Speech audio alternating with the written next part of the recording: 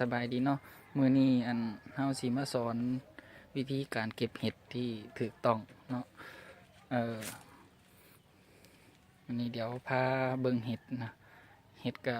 คือเก็บออกไปเป็นบางส่วน เพราะว่าตอนนี้มันเป็นเวลาสายๆแล้ว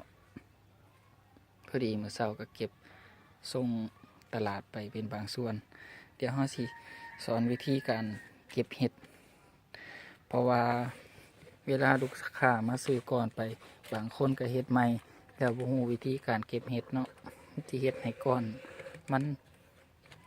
อายุมันสั้นหนาก่อนมันเพเนาะเดี๋ยวสิอ่ะสิเก็บวางนี่ให้เบิ่งเดี๋ยวขออนุญาตตั้งกล้องก่อน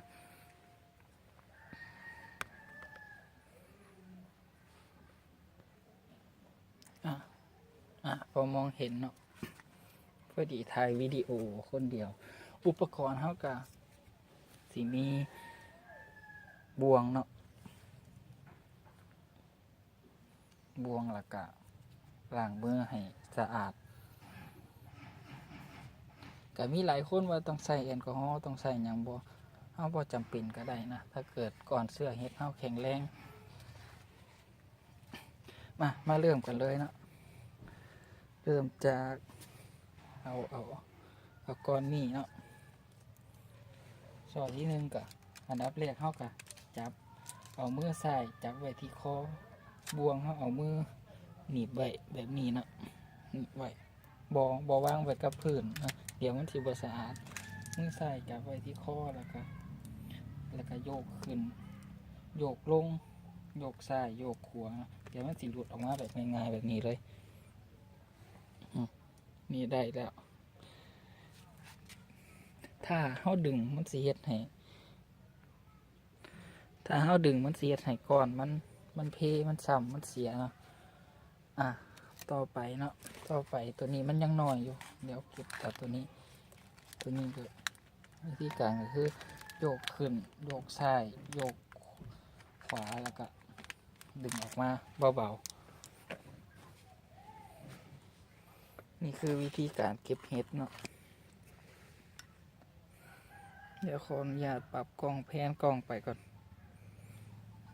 สิเอาก่อนนี่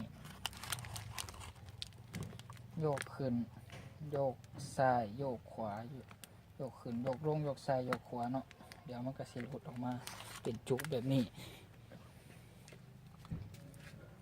ซ่อนแล้วที่นี่เขาเอาซ่อนแค่เอาใยเห็ดที่มันเหลือน้อยๆนี่ออกเนาะที่เขาเก็บไปแล้วเพราะว่ามันสิเห็ดให้พวกแมงพวกอย่างมาติดมากินพวกนี้มันสิเน่าเราต้องเคลียร์ออกก็คือพวกที่บางก้อนที่มันเน่าแบบนี้ เดี๋ยวเราใส่มันมียารักษาแล้วเราเอายามาฉีดเป็นสารชีวภาพ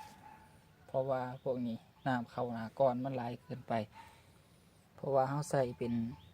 เครื่องหดน้ำเราไม่ได้ใส่คนหด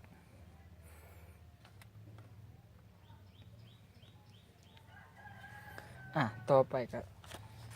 จับมือซ้ายจับคอแล้วก็โยกขึ้นโยกลงโยกซ้ายโยกขวามันก็สูดออกมาง่ายๆแล้วก็แต่งก่อนแต่งหนาก่อนมันทุกก่อนเลยควรแต่งไปน้ำเลยว่าสันแล้วมันสิหลงมันสิลืมเนาะโอเคเนาะสำหรับวิธีการเก็บเห็ดมันก็บ่ยากหวังว่าสิเข้าใจกันทุกคนสำหรับลูกค้าที่ซื้อก่อนไปเขาสิสอนเป็นวิดีโอทางนี้นะหรือแล้วก็เวลาเขามาซื้ออยู่ฟาร์มเดี๋ยวเขาสิสอนเก็บเห็ดอยู่ฟาร์มเลยสำหรับท่านที่บ่เข้าใจหรือว่าลืมวิธีกับเขามาเบิ่งทางวิดีโอได้วิดีโอนี้เอาไว้สำนีก่อนพอกันใหม่วิดีโอนะสบายดี